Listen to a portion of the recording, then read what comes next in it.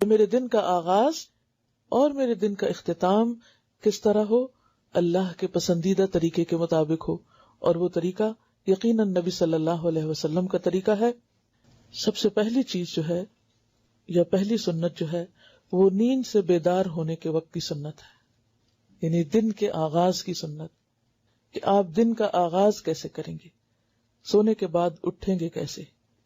اس میں پہلی بات، نیند سے اٹھتے ہی دونوں ہاتھوں سے چہرے اور آنکھوں کو ملیے تاکہ نیند کا خمار دور ہو جائے۔ آپ کا طریقہ یہی تھا، دونوں ہاتھوں سے چہرے اور آنکھوں کو کیسے ملیں گے؟ جیسے بچے ملتے ہیں، انگلیوں کے پوروں سے نہیں بلکہ مڈل سے۔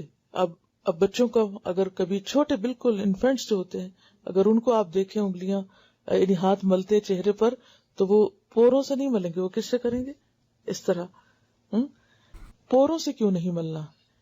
کیونکہ انسان کے ناخن یا پور جو ہیں یا انگلیوں کے جو اگلے حصے ہیں، ہو سکتا ہے سوتے وقت کسی گندی جگہ پر جا پڑے ہوں، اور پھر وہ گندے ہاتھ اگر آپ صبح سویرے اٹھ کے اپنی آنکھوں کو ملنے میں استعمال کر رہے ہیں تو وہ گندگی آنکھوں میں چلی جائے گی اور نقصان دہ ہوگی۔ لیکن یعنی انگلیوں کے درمیان سے، اور جس طرح بچے آنکھوں کو ملتے ہیں اس طرح آنکھوں کو ملنا چاہیے۔ یہ ایک طرح سے ہلکی سی ایکسرسائز ہوتی ہے آنکھوں کی، اور اس سے انسان کو بیدار ہونے میں اور ایکٹیو ہونے میں اور فریش ہونے میں مدد ملتی ہے۔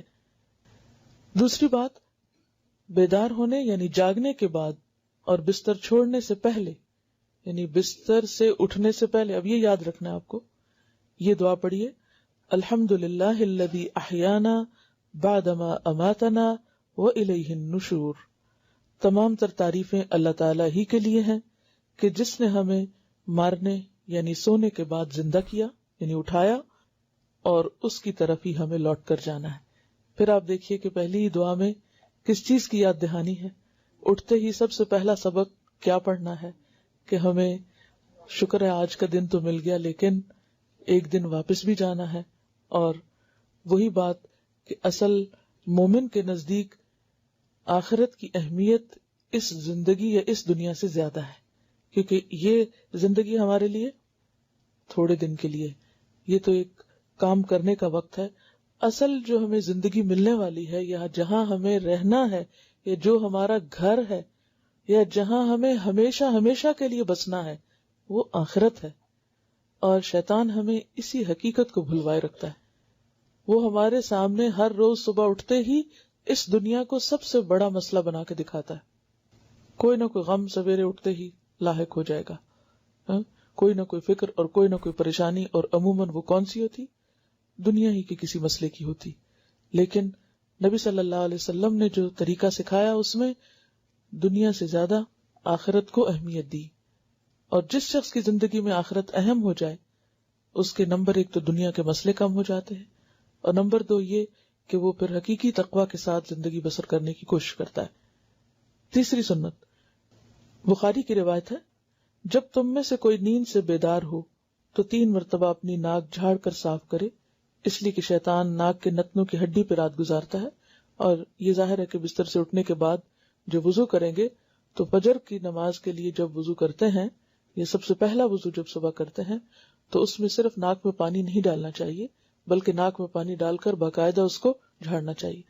اور اس میں بھی آپ دیکھیے کہ جب انسان ساری رات سوتا ہے اور سانس لیتا رہتا ہے تو طرح طرح کے سانس کے ذریعے جراثیم یا ڈسٹ یا کچھ بھی انسان کے ناک میں جا کے اٹک جاتا ہے، اور ایک لمبا وقفہ گزرتا ہے ناک کو صاف کیے بغیر۔ لہذا صبح سویرے اٹھ کر زیادہ اچھی طرح، اور 3 دفعہ کا ذکر ہے یہاں، ناک صاف کرنا چاہیے۔ اور یہ جو بات لکھی ہے کہ شیطان ناک کے نتنوں کی ہڈی پہ رات گزارتا ہے، اس کی اصل حقیقت تو اللہ ہی کو معلوم ہے۔ ایسی چیزیں متشابہات میں سے ہیں جن کو ہم دیکھتے نہیں، چونکہ ہم غیب پر ایمان لاتے ہیں، اس لیے ہم جو بھی رسول اللہ صلی اللہ علیہ وسلم فرماتے ہیں اس کو مان لیتے ہیں کہ ایسا ہی ہوگا۔ اور یہاں آپ دیکھیے کہ اگر دیکھا جائے تو یہ کتنی بہترین سنت ہے کہ صبح سویرے انسان اٹھ کر اپنی نجاستوں کو صاف کرے۔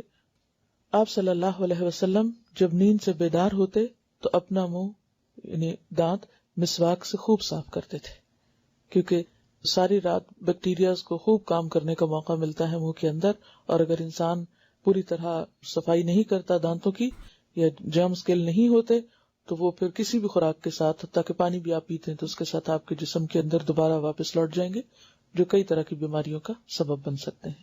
تو اس میں اب آپ دیکھیے کہ 4 چیزیں جو ہیں نیند سے اٹھنے کے بعد آپ کو لازمن کرنی۔